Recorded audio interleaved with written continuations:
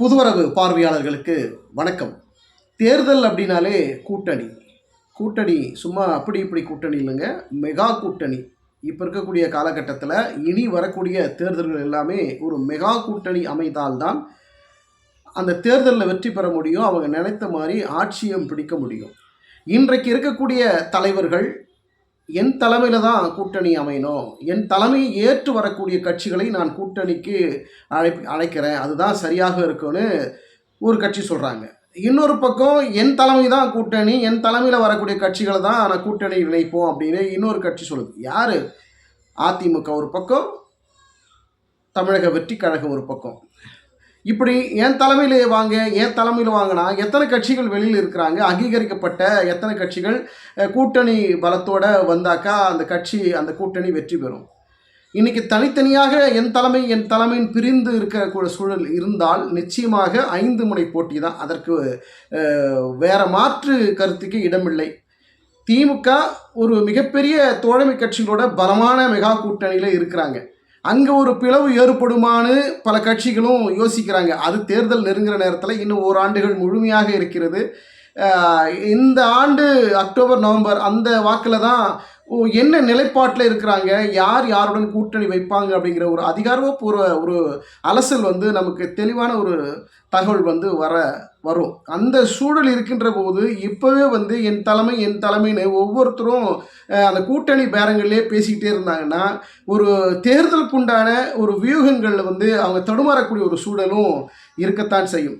அதிமுகனுடைய பொதுச் செயலாளர் எடப்பாடி பழனிசாமி, அவருக்கு ஒரு ஆசை இருக்குது, தேர்தலில் வெல்லணும், மீண்டும் நம்ம பழையபடி ஆட்சியை பிடிக்கணும் அப்படிங்கிறதுல பல்வேறு கட்ட முயற்சிகளையும் பல நிர்வாகிகளுடைய ஆலோசனைகள் அடிப்படையில் தேர்தல் வியூகங்களை வகுக்கிறாரு. பொறுத்திருங்க, நாங்கள் கூட்டணியை நாங்கள் பலமாக அமைப்போம் அப்படின்னு எடப்பாடி பழனிசாமி சொல்கிறாரு.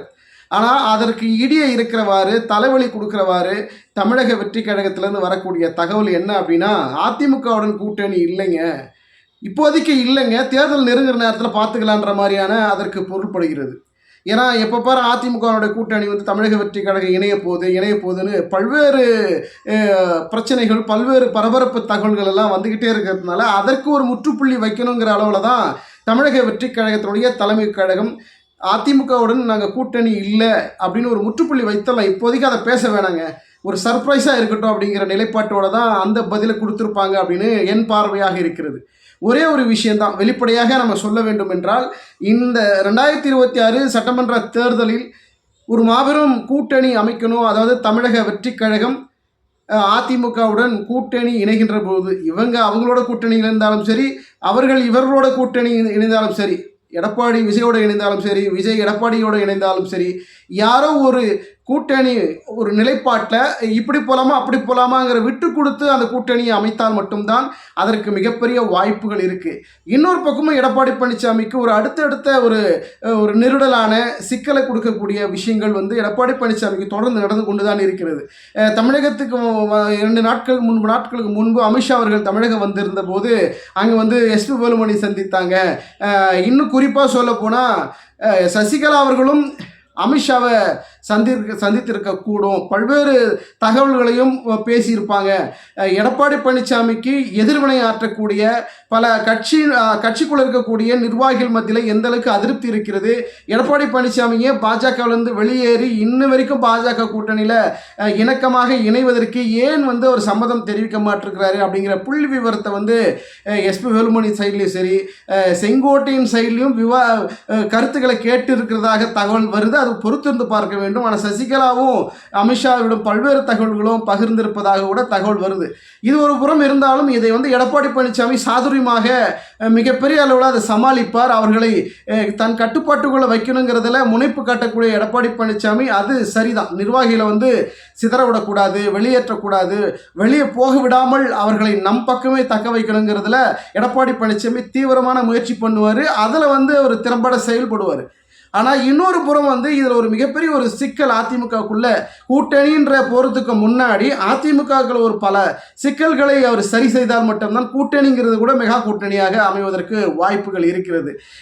பிரிந்திருக்கிற தலைவர்கள், வெளியேறிய தலைவர்கள் என்று நம்ம பார்க்கின்ற போது ஒரு பக்கம் ஓ பன்னீர்செல்வத்திற்கு முதலமைச்சர் ஆகணும் அப்படிங்கிற ஒரு கனவு இருக்கலாம். இல்லை சசிகலா அவர்களுக்கு ஏற்கனவே அம்மா அவங்களுடைய ஆதரவில் இருந்தாங்க. அதன் பிறகு நீதிமன்ற தீர்ப்பிற்கு அப்புறம் சிறைக்கு சென்றார்கள். அதற்கு முன்பாக கட்சியினுடைய பொதுச் செயலாளர் ஆகணும், முதலமைச்சர் ஆகணுங்கிற மிகப்பெரிய கனவு அவர்களுக்கும் அந்த கனவு இருந்தது. இன்னொரு பக்கம் டிடிவி அவர்களுக்கும் அம்மா மக்கள் முன்னேற்ற கழகத்தினுடைய தலைவர் டிடிவி அவர்களுக்கும் முதலமைச்சர் கனவு இருக்கிறது.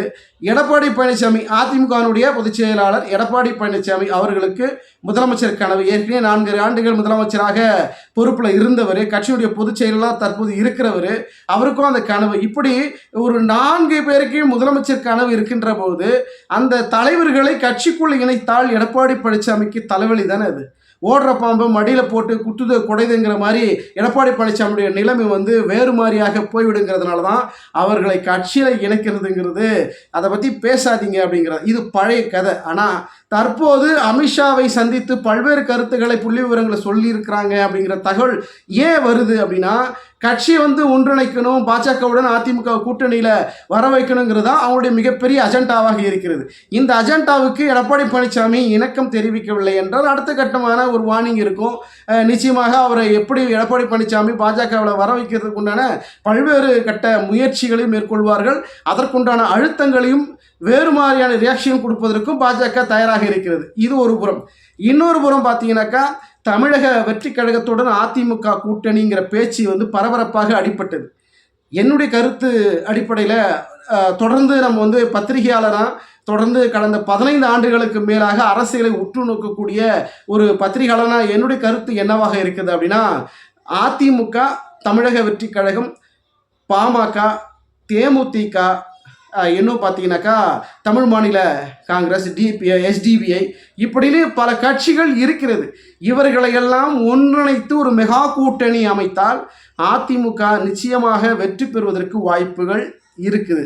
அந்த நிலைப்பாட்டை எடப்பாடி பழனிசாமி சரியாக செய்வாரா, இல்லை தவற விடுவாரா, இல்லை கோட்டை விடுவாரா, இல்லை இந்த சூழலுக்கு மற்ற கட்சிகள் இணக்கமான ஒரு நல்லுறவை ஏற்படுத்துகிற வகையில், ஒரு நல்ல பதிலை கொடுக்குற வகையில் எடப்பாடி பழனிசாமியுடைய தலைமை ஏற்று கூட்டணிக்கு வருவார்களா அப்படிங்கிற ஒரு கேள்வி பெருசாக இல்லை. ஆனால் ஓரளவுக்கு அந்த கேள்வி இருக்கத்தான் செய்கிறது. இந்த நிலைப்பாட்டுக்குள்ளே எடப்பாடி பழனிசாமி ஏற்கனவே கட்சிக்குள்ளே இருக்கக்கூடிய பிரச்சனைகளை தீர்ப்பதற்கே அவருடைய மண்டை வெடித்து விடும் போல இருக்கிறது. இப்போ இங்கே கூட்டணி அமைக்கிறதுல அடுத்த கட்ட தலைவலி வரும்.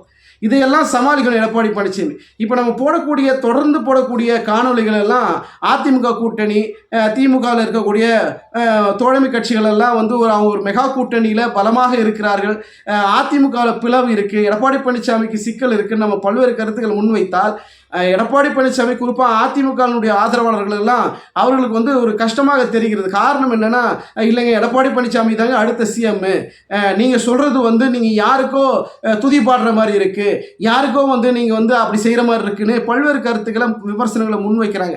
இங்கே முன்வைக்கிறதுக்கோ ஒரு விமர்சனம் வைக்கிறதுக்கோ பெரிய விஷயம் கிடையாதுங்க. இருக்கிற அரசியல் நிலைப்பாட்டை உள்ளபடி என்ன கள நிலவரம், அரசியல் நிலவரம் இருக்குது, அதைத்தான் நாங்கள் முன்வைக்க முடியுமே தவிர இவர்களுக்கு அவர்களுக்கு இவர் மாற்றி பேசக்கூடிய தருணத்தில் எங்களுடைய சேனலோ நானோ அதற்கு உட்பட்ட நபராக இல்லை. இதுதான் உண்மையான நிலைப்பாடு. அதிமுகனுடைய கூட்டணி மெகா கூட்டணி அமைக்கணும், ஆட்சி பிடிக்கணும்னா கூட்டணி வேணும் தானே, அது மெகா கூட்டணி வேணும் தானே. அப்போ தமிழக வெற்றி கழகமோ இல்லை பாமகவோ இல்லை தேமுதிகவோ எஸ்டிபிஐயோ இல்லை தமிழ் மாநில காங்கிரஸோ இல்லை இப்படி ஒரு வரிசையில் ஒரு மெகா கூட்டணி அமைத்தால் தானே ஆட்சி பிடிக்க முடியும். கூட்டணி இல்லாமல் எடப்பாடி பழனிசாமி சிஎம் ஆயிடுவார், அவர் தான் சிஎம் ஆயிடுவாருன்னு சொல்லிக்கிட்டே இருந்தால் எப்படி சிஎம் ஆக முடியும்? இன்னைக்கு தேர்தல் என்றாலே கூட்டணி. இந்த கூட்டணி இல்லாமல், அது கூட்டணினா சாதாரண கூட்டணி கிடையாது, மெகா கூட்டணி. இந்த மெகா கூட்டணி இல்லாமல் தேர்தலை சந்தித்தால் நிச்சயமாக அதிமுகவுக்கு படுதோல்விதான். இது மாற்று கருத்துக்கு இடமில்லை. வெளிப்படையாக இன்னொன்றையும் சொல்ல வேண்டும் என்றால், அதிமுகனுடைய பொதுச் செயலாளர் எடப்பாடி பழனிசாமி மீது கடுமையான கோபத்தில் இருக்கக்கூடிய முக்கிய சீனியர்கள் இருக்கிறாங்க. குறிப்பாக எஸ்பி வேலுமணியாக, ஏன்னா எஸ்பி வேலுமணி பல்வேறு கூட்டங்களில் எடப்பாடி பழனிசாமியோட அந்த கூட்டங்களில் கலந்து கொண்டாலும் கூட அண்ணன் எடப்பாடி அவர்கள் தான் அடுத்த முதலமைச்சர். அவர் முதலமைச்சர் ஆவதற்கு அதிமுக வெற்றி பெற்று ஆட்சி பிடிப்பதற்கு நம்ம கடுமையாக உழைக்க வேண்டும், நம்மளுடைய ஒத்துழைப்பெல்லாம் கட்சிக்கு இருக்கணும்னு எஸ்பி வேலுமணி சொல்கிறாரு. உண்மைதான், அது மாற்று கருத்துக்கு இல்லை, அதுதான் நடக்கும். ஆனால் உள்ளுக்குள்ளே அந்த பிரச்சனைகள் இருக்குது. எடப்பாடி பழனிசாமி மீது கடுமையான ஒரு வருத்தம் இருக்கிறதையும் நம்மளால் ஓரளவுக்கு புரிந்து கொள்ள முடிகிறது. ஏன்னா எஸ்பி வேலுமணியை பொறுத்த வரைக்கும் அமித்ஷானுடைய ஓரளவுக்கு இணக்கமாக, ஓரளவுக்கு இல்லை பெரிய அளவில் இணக்கமாக இருக்கக்கூடிய ஒரு நபர்.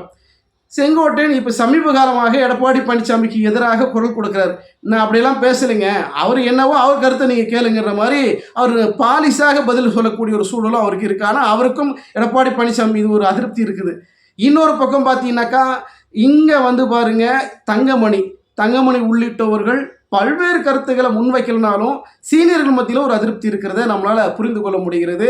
அதிமுக பலமான கூட்டணியை ஏற்படுத்தாமல் தனியாக நின்றால், என் தலைமையில் நீங்கள் கூட்டணிக்கு வாங்க, உங்கள் தலைமையில் கூட்டணிக்கு வாங்கன்னு தனித்தனியாக நிற்கின்ற பட்சத்தில் அதிமுக ஜெயிக்கவும் முடியாது, தமிழக வெற்றி கழகம் ஜெயிக்க முடியாது. அப்போ தனித்தனியாக நிற்கணும்னா யார் ஜெயிப்பதற்காக இவங்க தனியாக நிற்குவாங்க?